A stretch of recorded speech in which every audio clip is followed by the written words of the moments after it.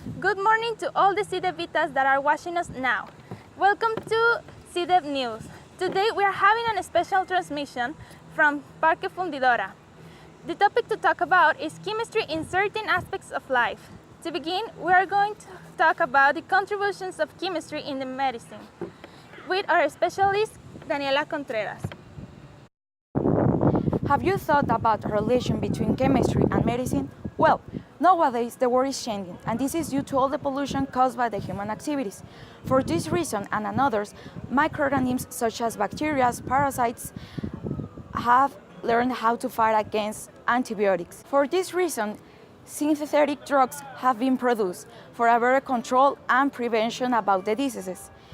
Another achievements of chemistry involved in medicine have been the production of the insulin for diabetic patients. Another research investigates about ways to target cells that are affecting the patient and to not affect the ones that are normal. The last achievement of chemistry involved in medicine is the creation of processes. Chemistry is involved in the arrangement of the particles that made up the materials that conform the processes. This makes that the processes are more effective and lighter. Thank you, Daniela, for sharing your time. Now we're talking about the applications of chemistry in food with Anaïs. About how much science goes into the food that you eat? Well, chemistry is really linked with that. Chemistry is always looking for improving the food that we eat. It's always searching a way to make humanity better. One problem that chemistry in food faces is global hunger. Some places in the world suffer really hunger, suffer really high numbers of hunger. And so chemistry is always looking to satisfy them in the way that, for example, chemistry in food is always looking to modify certain kind of fruits with their molecules in a way that they can grow in places where there's not that much water.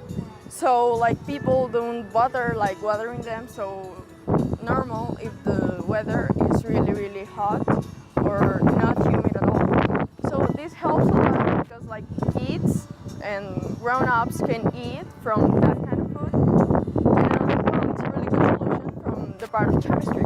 Also, it's modifying certain bacteria so that they can clean the ground, because after putting seeds in it for a long time, the ground starts becoming not useful at all.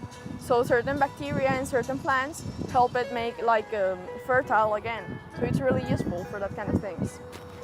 So my reflection personally is that chemistry is helping a lot in society. It's always looking to make things better for society in a way that people can be happier without that much things. Thanks, Anaïs, for your reportage. Today we have a beautiful day here in Parque Fundidora. But for more information, here's the forecast with Carolina Rodriguez. Here in Monterrey, we have an average of temperature of 35 and 23 degrees. We expect during the week this to decrease. This probably happens because of the climate change or the global warming. Global warming, probably one of the most serious problems that our planet is facing. But wait, what is global warming? Global warming, also referred to climate change, is the rise of the Earth's temperature. 16 of the 17 warmest years has happened since 2000. But why is this happening? Are there any kind of solutions?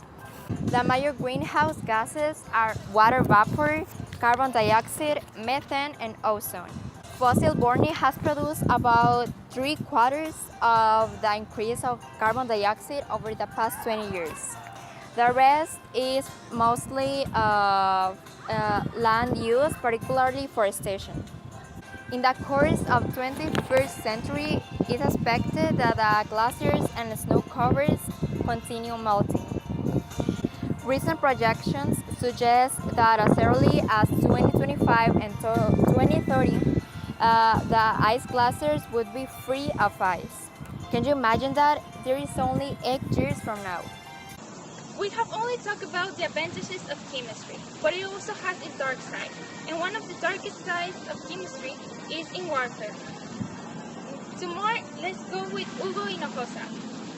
I'm going to talk about chemical warfare. What is chemical warfare? Chemical warfare is the use of toxic properties of chemical substance as a weapon. The most common chemical weapon is the mustard gas that has the ability to make blessings in the skin or in the lungs. It's important to say that today all the all the weapons made based in chemical warfare are prohibited internationally.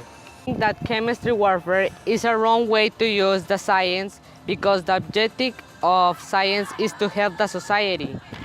One of the biggest problems in the world is global warming. Here we have three possible solutions with Jose Osnaya. The melting of the polar ice cap threatens Mexico's weather. One of the problems we have today is the cold Arctic effect, which is caused by the melting of the polar ice cap. This is because the wind currents are affected, causing very several change on climates of Mexico. This can cause us a very cold winters, and it can turn storms into snowstorms during the winter. Now, let's talk about the three possible solutions we can give to global warming. Well, one of the simple solutions we can give to global warming is to reduce, reuse, and recycle. By these three simple actions, we can make a lot of help. We can simply reuse something we have used before, or we can recycle paper, glass, and many other stuff, or we can use less products than what we actually have. And with this, we can save about 400 to 1,000 pounds of dioxide carbon per year. The second possible solution we can give to this is to replace the normal light bulbs we got at home with LED bulbs. This will give us the same amount of light, but with less energy. And actually, it's good to mention that LED bulbs are more longer. Their period life is more longer than the normal light bulbs.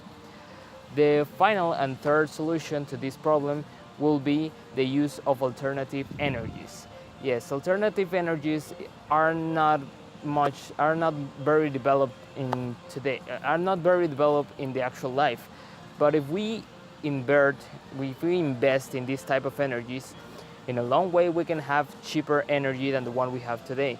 This could help us to replace fossil fuels, which cause a great contamination to the weather, and by this way we can have a cheaper energy, but which is friendly with the weather. So this will not emit substances that can pollute the atmosphere, and this will help us to reduce or to fight the global warming.